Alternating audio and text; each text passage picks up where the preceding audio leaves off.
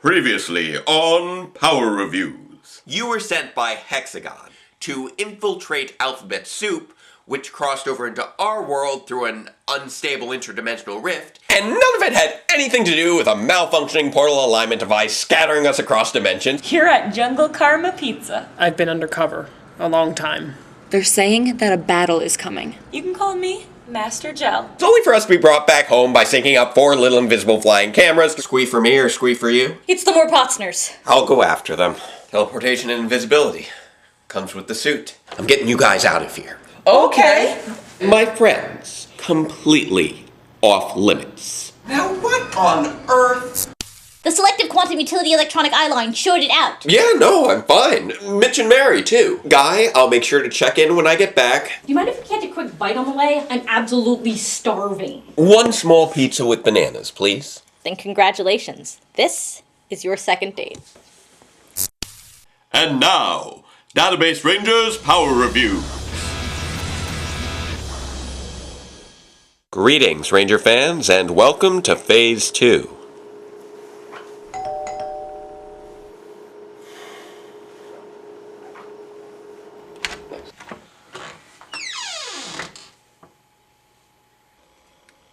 Second date? Second date! Congratulations. Oh man, it was awesome. We went out to dinner, had some banana-covered pizza, which was really good, by the way. I brought you some leftovers. Thanks. I take it that everything went well? Oh, yes, Mayo is safe and sound with the more Potsners. Excellent. So, how is everything with you? I never asked how your whole interdimensional detour went. It was enlightening. Where did you end up? Jungle Karma Pizza. Wait, the Jungle Karma Pizza? Well, it was an East Coast branch, but yes, I was back. Wow. Back home. I guess my home too. What was it like?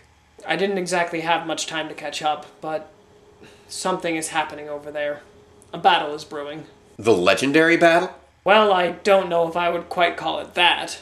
Seems like a name like that would set some unreasonable expectations. No, that's not what I meant. The legendary battle is supposed to be the season finale of Super Megaforce. They've been hyping it up for years. It's supposed to feature every ranger in existence. Wait, are you referring to that dream from the first episode? Yep. So that's why they reference it in every opening credit sequence. Yeah, they've been really hyping that thing. Any new intel? Anything that might be of use? Well, they haven't really mentioned anything since the 9th episode of Megaforce, but they've only got 9 episodes left now, so maybe they'll finally have some more foreshadowing.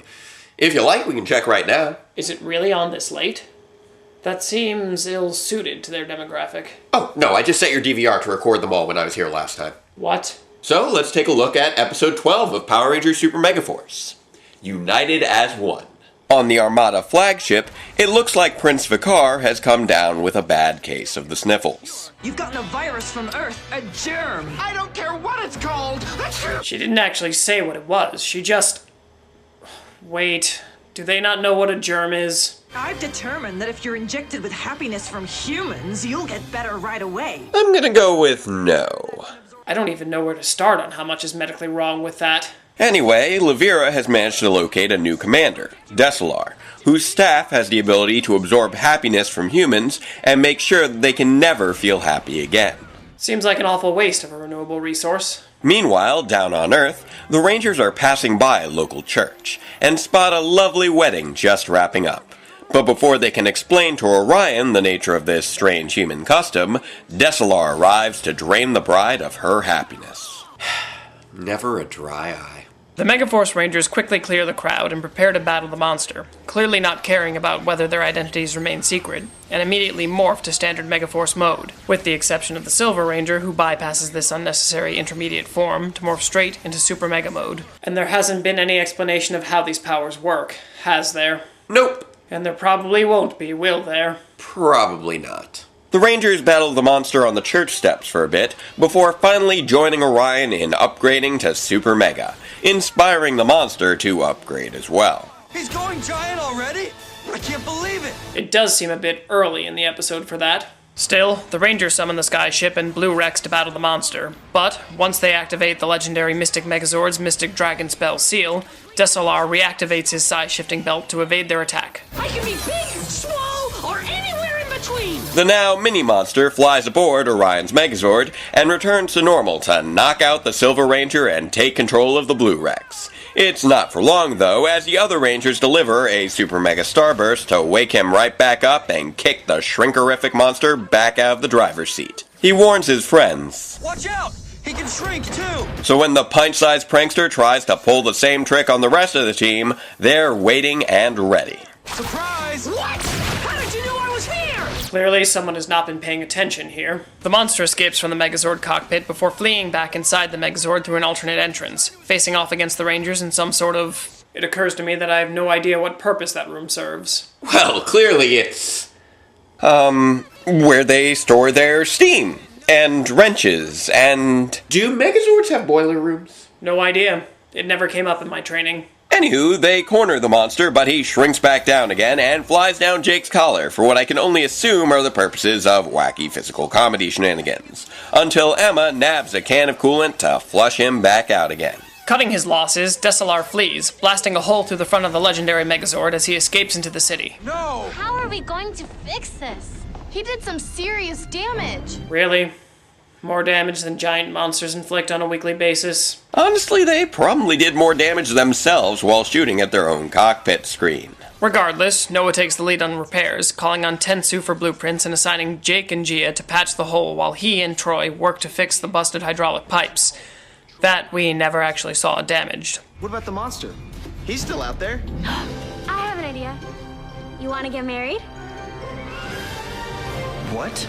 I likewise question this course of action. Apparently what she meant to say was, do you want to stage a fake wedding like they did in Power Rangers Samurai in an attempt to lure the monster out into the open, but he eventually gets the message. Although he's still super mega nervous about how best to make his new bride happy. Just give her a kiss. What?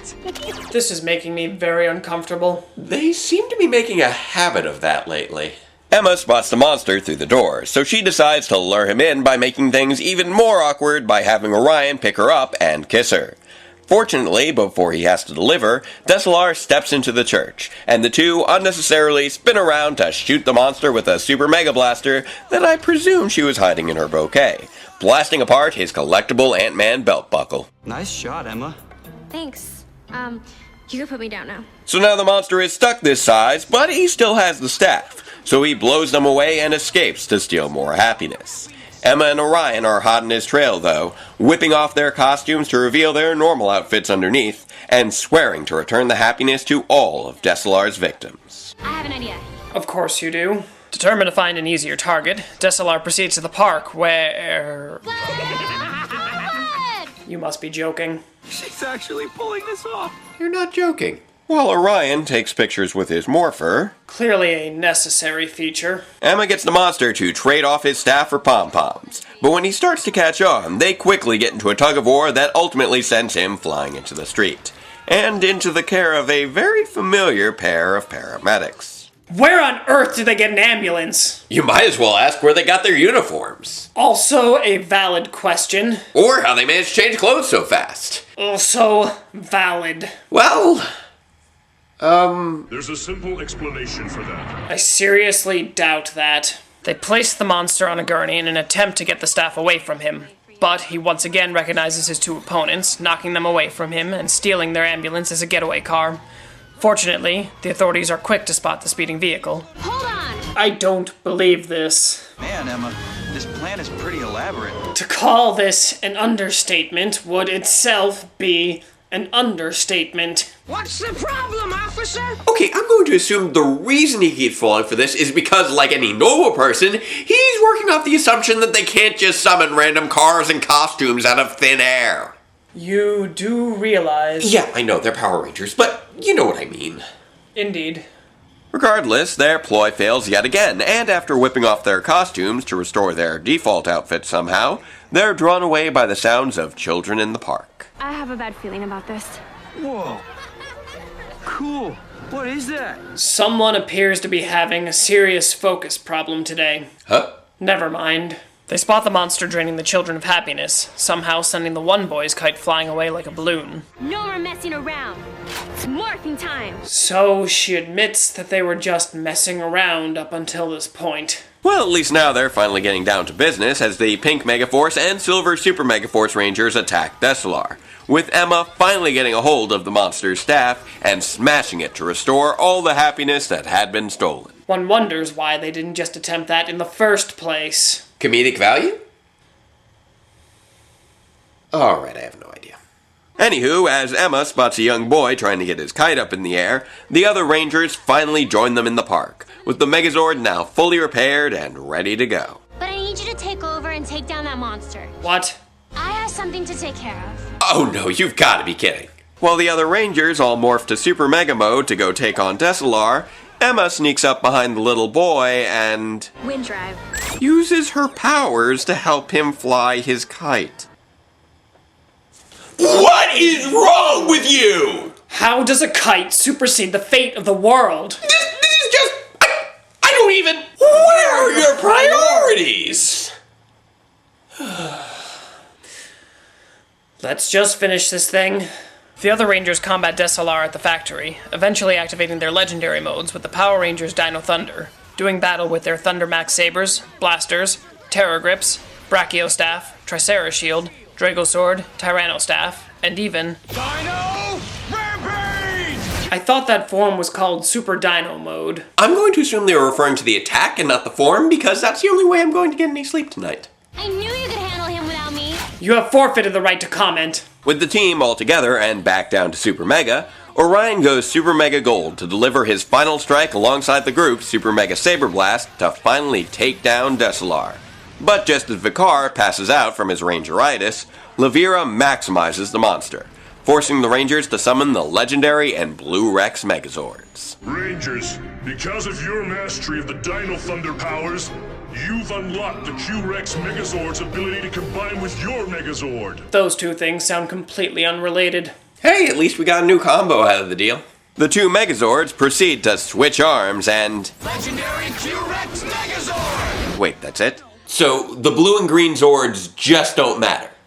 Apparently, neither does the head, legs, or torso of the other Megazord. Well, at least this combination does seem to get the job done. They pierce the heavens to disable Desolar with their Super Mega Drill before using their Q-Rex Transwarp attack, Basically referencing two Time Force swords that have nothing to do with this season. to finish off the monster once and for all. Their battle over, the Rangers converse in the park, where Orion shares his photo album. Oh no! You were taking pictures the whole time?